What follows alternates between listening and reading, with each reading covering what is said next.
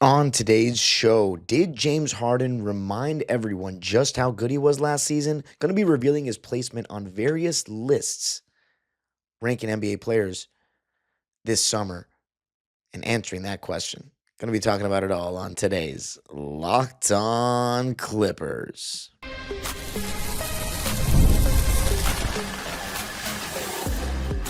You are Locked On Clippers, your daily Los Angeles Clippers podcast. Part of the Locked On Podcast Network, your team every day. Yes, sir. You were locking in with the Clips. Thank you for making Locked On Clippers the first listen of your day, your team every day. I'm your host, Darian Vaziri, born and raised in LA. Been a Clipper fan for 20 years. Been covering the team on my own YouTube channel, Dime Dropper, for 5 and 3 right here on the Locked On Podcast Network. Your team every day. Make sure you subscribe and hit the notification bell on YouTube on the road to 8,000 subscribers. And of course, you can listen wherever you get your podcasts. Today's episode is brought to you by FanDuel, America's #1 sportsbook. Download the FanDuel app now by visiting FanDuel.com to get started. All right, ladies and gentlemen, today's episode, we're going to be talking about if James Harden reminded everybody what he was made of this season. And I'm going to be answering that question myself, and then we're going to be looking at his ranking on the Locked On Top 100, the Ringer Top 100, and ESPN's Top 100 to see where he ranked relative to each list. And then we're going to be talking about what actually happened in the season in terms of James Harden's production and what it meant for the Clippers team. And then we're going to be ending it by doing similar exercises for Zoo and Beal. Now, when we look first at the question, did James Harden remind everybody what he was about this past season? There is no doubt about that he did, in my opinion, at least. He did. He had a very good season in 2023-24 and in 2022-23. Of course, in 2022-23, averaging 21 and 11 with the Philadelphia 76ers en route to the number 3 seed and taking the Celtics to that game 7. They had a 3-2 series lead, headed back to Philly and just didn't get it done. But he had a great year that year. And the following year, of course, his first season as a Clipper, we go on that incredible run, 26-5. When he starts getting into stride after that 0-5 start, he averaged 17, 5, and 8.5. And now this season, without Paul George, without Kawhi Leonard, he puts the team on his back. Everybody's kind of counting him out. And when I say counting him out, you know where ESPN had him ranked in the top 100, on their top 100 list in 2023? 43 after that season with Philly. And then after the season with us, 41. You know where ESPN ranked him this season, Clipper Nation? 23, the highest of the 3 lists of Locked On and The Ringer. He moved up 18 spots in the minds of ESPN. So he reminded everybody what he was made of. He went from top 45 to top 25. And obviously that 41 was crazy disrespect in 2024. But he proved those people that he still got it more than he thinks with his past season of 23, 6, and 9, and a steal and a half a game, playing 79 games and starting all of them at 35 minutes a game, 10th in MVP voting, an all-star, and 3rd team All-NBA. Looking at the production from James is one thing. We know it was there. But let's look at these lists.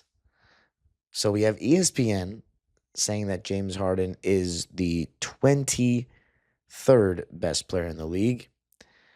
I think it's only right that we go to the Locked On list next. We've already revealed Bradley Beal's placement at 89. Ivica Zubac didn't show up till 39, which was awesome, given that he's above someone like Kyrie Irving, which is insane because I don't agree, but we'll take it. And there's James Harden at 24.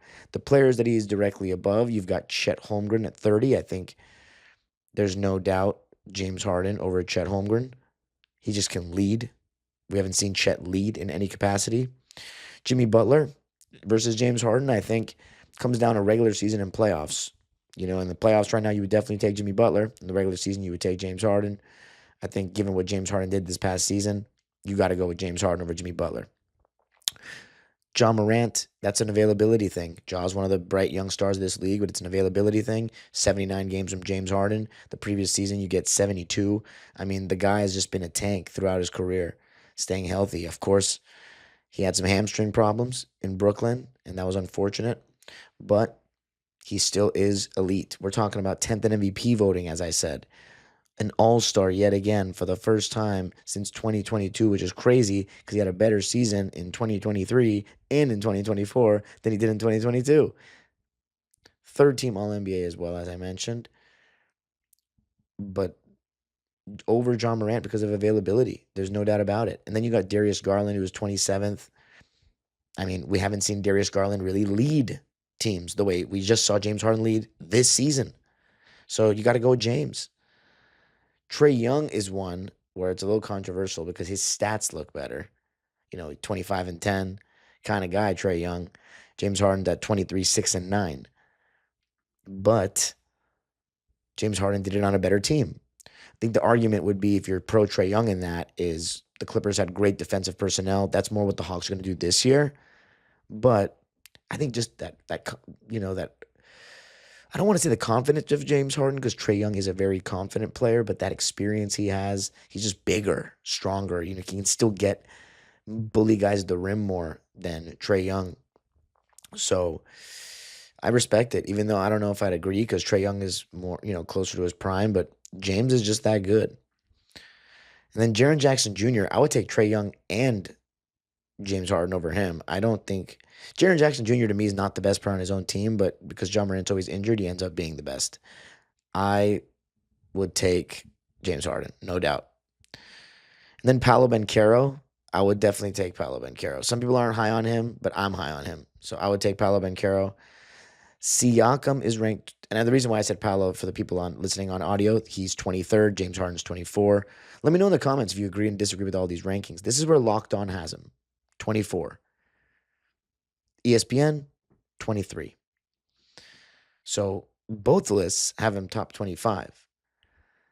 And before we go to the Ringers list, the point is, has he shown everybody and reminded everybody what he's about? I don't have the Locked On top 100, and I think this is the first time we've done this. But if I'm wrong on that, I do not have the top 100 list of 2024 on hand from Locked On. I'm almost positive it's the first time we've done it. But anyway, 24th on the Locked On list, 23rd on the ESPN list after being 41st. And then continuing looking at the Locked On list, Pascal Siakam is ranked 22nd. We've seen Pascal Siakam lead the Raptors to the playoffs in 2022. And you can argue like in 2021, he was the man alongside Kyle Lowry. But James Harden's just a better floor raiser. I think definitely Siakam is a better ceiling raiser where if a team is good and on the verge of winning a championship, given Siakam's size and his two-way play and the way he scores that I think is probably more translatable for playoff basketball, better in the mid-range, can bully guys more. Of course, we're talking about this version of James Harden, not the prime version of James Harden. That's a different argument. But this version of James Harden versus this prime Siakam, I can get where they're coming from, but I still think there's a case for James Harden. In the regular season, James Harden was better than Siakam. A lot of that Siakam love there on the ranking is because the Pacers made it to the finals and were one game away from a title. Jaylen Brown, 21st, I think no doubt over Harden. 20th, Jalen Williams. I think I'd definitely take him over Harden, although we've never seen Jalen Williams lead, so it's that argument again. And then Karl-Anthony Towns being 19th. I would not take Karl-Anthony Towns over J-Dub. I would not take Karl-Anthony Towns over Harden. I'm a little bit lower on Cat, even though he had a great year. He had a great year. Can't lie. But I still wouldn't take him over Harden. He can't lead like that. And then Devin Booker I would take over Harden. Although this past season, Devin Booker did not have a better season than Harden. I would take Booker, but he did not have a better season than Harden. At 18, then Kawhi is 17th, and definitely the availability argument is a thing there, but he's just so good when he plays. He's kind of like an exception. We'll talk about Kawhi's placement on that list later, but also Evan Mobley. I'm a big USC guy. My dad went there. Evan Mobley is great. I love him. But him being 16th over Kawhi, over Harden, when we don't know if he could lead yet. He's great though. Defensive player of the year. I don't know. Maybe I'm hating because the Cavs were really good, but it's different. It's just a different role. So it depends what you value a lot of it. And I guess Locked On valued Evan Mobley or James Harden. I think the offense, it's so much easier to control a game on offense because there's one ball. Whereas on defense, there's still one ball, but you don't have it. You could be guarding someone else and there's just too much talent on the floor. You can't guard everybody at once in any level. So James Harden ranked 24th on the Locked On list and then 23rd on the ESPN list. On the Ringers list, James Harden was number 30 behind Jamal Murray, Darius Garland, Chet Holmgren, De'Aaron Fox, Jaren Jackson Jr. My goodness. Then all the other guys I talked about. The Ringers not messing with James, so I guess to them, he didn't show them anything. But, I don't think I agree with the Ringers' opinion here. That's all I got to say about that. So, James Harden definitely showed people he's still a dude in this league. Coming up, going to be talking about just how big James Harden's impact was and then doing the same exercise for Bradley Beal and Ivica Zubac. I got to tell you a little something about Skims. When I found out Skims was making underwear for men, I was pretty intrigued. I've heard so much about their quality from friends and family, so I had to give it a try. And let me tell you, it lives up to the hype. I've always had issues with underwear. Just fit, comfort, just finding the right style that fits me. And Skims really changed that. Their men's line offers something for everyone. I tried the Skims Boxer Brief, and I'm hooked. These are perfect for my active lifestyle. They move with me. They're good for me when I practice with the kids or I'm playing basketball myself or I'm running. I've been doing some running lately and my knee's messed up. That's unfortunate, but the Skims underwear made it easier for me. So shop Skims Men's at skims.com. Let them know we sent you. After you place your order, select podcast in the survey and select my show in the drop-down menu that follows.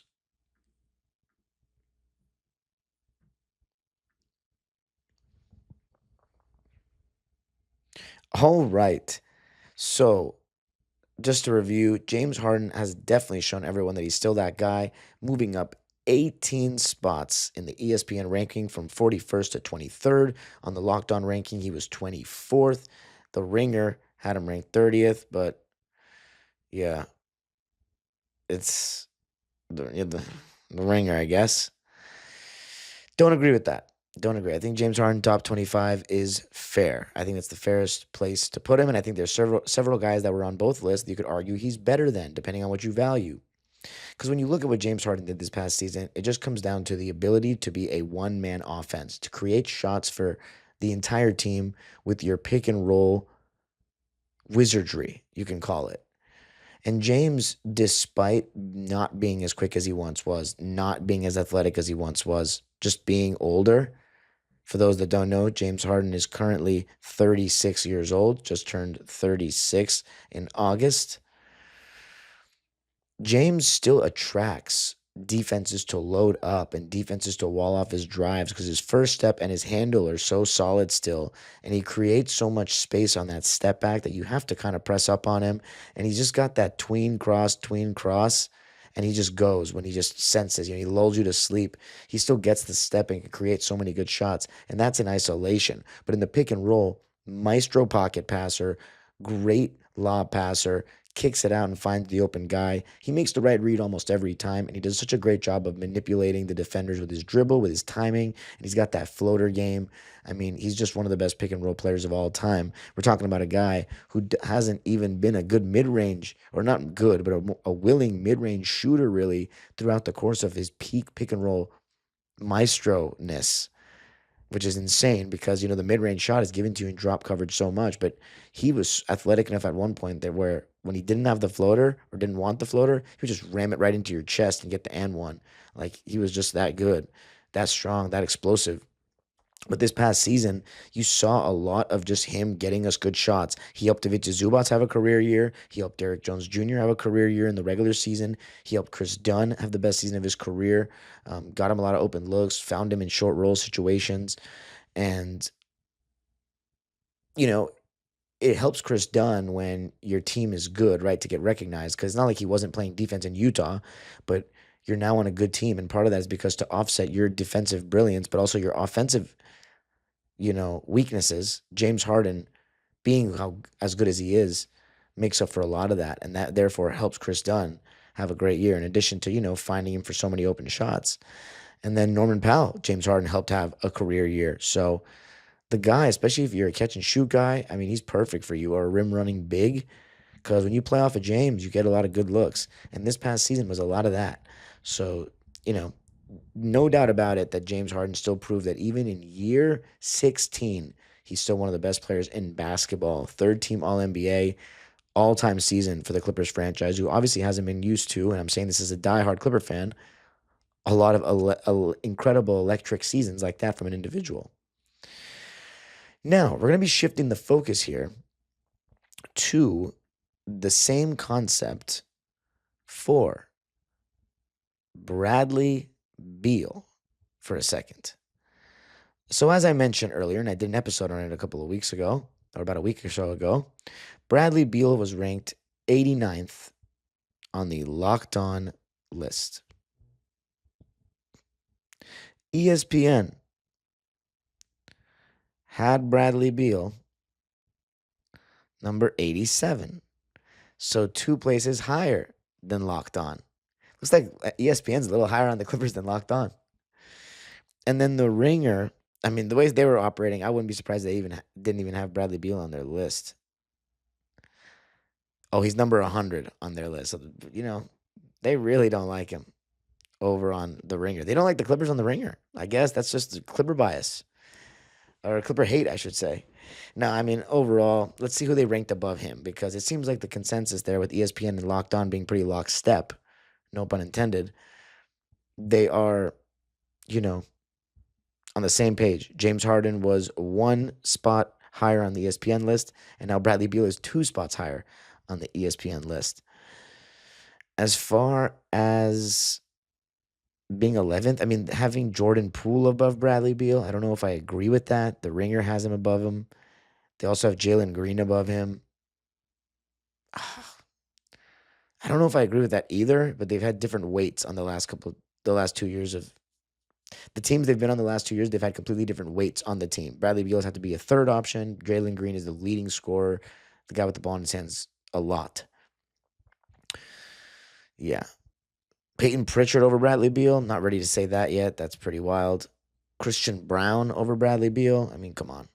Anyway, RJ Barrett over Bradley Beal. Yeah, doubt it. So, I don't know. Am I hating on RJ Barrett there? You can comment below. So the Ringer does not mess with us. So Bradley Beal being 100 on their list. Now let's look at Big Zoo. So as I mentioned, Locked On was pretty high on Big Zoo. 39th on the list. Bradley Beal has a lot to prove, by the way. I'm very excited for that. And I did an episode on that as well, so check that out. Ivica Zubac being 39th on the Locked On list was awesome. On ESPN's list, they actually had him at 36. Damn, 37. ESPN is messing with us. Big Zoo, 36, 3 spots higher. That's so funny. Bradley Beal was 2 spots higher. James Harden was 1 spot higher on the ESPN list. And now Zubac is 3 spots higher on the ESPN list. 36th. ESPN, maybe they don't have a bunch of idiots over there, as Kobe said one time. Was he talking about ESPN, or was he talking about the media in general? I think he may have been talking about ESPN, because it was ESPN that released that list. They're smartening up now, I guess. I'm just kidding. ESPN has never been worse, in my opinion. Terrible. We used to have Stuart Scott doing SportsCenter. We used to have, I don't think that's nostalgia. I think SportsCenter actually used to be good. Zubac, getting more respect from ESPN. I see you, ESPN. The Ringer. Let's see what the Ringer's saying. Probably Hayden again. Oh, my God. Let's see where Zoo is. Ivica Zubac. Wow. 35. The Ringer actually was the highest on Zoo. So Zoo's top 40 in the league consensus by all the lists. We'll take that. We will take that. So we have 4 top 100 players consensus with all these lists, and we have 3 top 40 players. We should be pretty good, and we have CP3 and John Collins and Chris Dunn and Derrick Jones Jr. Am I forgetting anyone? Nico. Bogey when he comes back. We're stacked. We're old, but we're stacked. And Brooke Lopez. We are stacked. But yeah, I'd love to see the Ringer being high on Zoo. I think it's because, you got a lot of East Coast guys over there. They value the post, play the defense more. Bradley Beal and James Harden are very offense-centric. So I feel them. It is what it is. It's just opinions at the end of the day. But it's interesting to analyze it all. Now, coming up, going to be talking about what all these guys have to prove next season.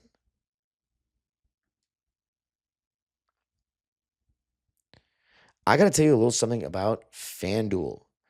The NFL season is here, and we are now on week 4, and FanDuel is making sure you're ready for kickoff with a can't-miss offer. Right now, new customers can bet just $5, and if your bet wins, you'll get $300 in bonus bets to use across the app. Right now on FanDuel, the odds for Sunday's games, I'll tell you. By the way, congrats to my Dodgers winning the NL West, or should I say the NL Dodgers, because it's like cake every year. So we got the Vikings and the Steelers. Vikings are -2.5. That game is going to be at Heinz in Pittsburgh. Chargers at Giants. Chargers, of course, 3-0. If you're a Chargers fan, they're -6.5 on FanDuel. And then the Rams and Colts at SoFi. Rams are -3.5, looking to go 3-1. So FanDuel is where you can place your bet on all these amazing NFL matchups. So are you ready to play? Download the FanDuel app now by visiting FanDuel.com to get started. That's FanDuel.com to place your first $5 bet.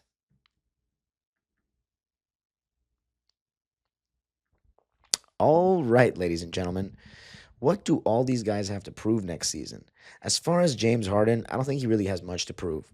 Just sacrifice a bit. You have Kawhi now from the start of the season. You have Bradley Beal. You have Chris Paul. You don't need to play as many minutes. You don't have to have the ball as much. Conserve your energy. Maybe play a little harder defense because we're going to need a little better defense in the starting lineup. And mainly, contain or control your body for the long haul. We brought in guys to help him handle the ball. We now have our best player, hopefully, for the majority of the season. In the playoffs, that's when we need James Harden's legs more than ever, offensively. So that's what, to me, James Harden has nothing left to prove in the regular season. It's just about the playoffs. I was thinking about naming this episode, Did He Prove the Haters Wrong? But if the haters are saying it's playoffs, yeah, he had some good playoff performances. But at the end of the day, we lost in the first round. It's that simple. We lost in the first round. So, it's very hard to say that he proved all these people wrong. He didn't, but did he show everybody that he's still a guy in this league better than people thought? Absolutely. He's not washed. He's still damn good. He is still damn good. So, in terms of what Bradley Beal has to prove, Bradley Beal needs to show everybody that he can still help a team win. He's kind of had this label as an empty calories guy, and he's just doesn't help anybody win. He's not serious, and he's gonna have to show everybody that he's none of those things. Although has he had moments where he has been empty calories? Yeah, he has. He had seasons like in the 2022 season where he averaged 22, but the team wasn't winning at all. And he had dysfunction all year. That was reportedly had something to do with him. And then in 2021, before Russell Westbrook kind of came back from injury and really led the charge, he was averaging 30 and not really playing defense, and just getting 30 when they were losing. So it kind of was empty calories. My good friend and roommate steals a quote from his college coach Dana Altman of Oregon and says, "The a losing team still has a leading scorer, and that was Bradley Beal for the Wizards. But the thing that hasn't helped him is that in Phoenix, they feel like he hasn't made an impact. And in 2023-24, he actually was good. He did help the team win. He just wasn't very healthy. But because the Suns have underachieved and he wasn't a great fit there, he has had a, even he has had an even worse reputation. So I think he has to prove to everybody that he still is capable of playing winning basketball and having a solid role on that winning basketball team on a good team. And I think James Harden and Kawhi Leonard will bring out the best in him, and I think Ty Lue will as well. It's just a matter of the defense. Is our defense going to be too weak in that starting lineup? He's got to prove that he can be solid defensively, at least solid. Then Zoo, to me, I think he just needs to keep getting better. Keep getting better at what he's already great at, as we talked about in that last episode. By the way, people love these Pablo Torre episodes, but nobody wants to hear about Zoo. I mean, Zoo, what a season he had last year, huh? 17 and 13. Like what? 17 and 13. And great defense. I mean, the next step for Zoo is, as he said, if he can get a little mid-range game, he can keep getting better at passing out of that double team, just keep refining his post game and getting more confident. I mean, my goodness, we're gonna have an all-star. We are gonna have another all-star, I should say. So for me, Big Zoo, statistically, I don't think he's gonna jump in points because we have Beal now, we have Chris Paul now. But if we use him like he deserves to be used, and like how he was being used in the second half of the season, I just don't see it with Kawhi and all these guys, but we should honestly keep throwing it into him. Man, maybe he should increase his PPG. So we'll see. It's going to be very interesting, but I think Zoo will keep improving. He's just that good. But yeah, overall though, the point is James Harden reminded people who he was this season. He's still damn good. There's no end in sight, and I think he's going to have another very good year this year. Hopefully he can stay as healthy. You can follow me on Twitter and Instagram at DimeDropperPod. Subscribe to my own YouTube channel, Dime Dropper, for even more LA Clipper and LA sports content and NBA content. And Locked On Clippers, free and available wherever you get your podcasts. All things LA Clippers. Going to be going back to a Pablo Torre, Mark Cuban episode next again. So make sure you subscribe, hit the notification bell. We're trying to get up to 8,000 subs before the season. I keep seeing it increase. Let's keep getting it up. We're almost at training camp. We're almost at media day. So keep hitting it. And of course, you can listen wherever you get your podcast. This is primarily a podcast, people. The age-old proverb continues. Go Clippers.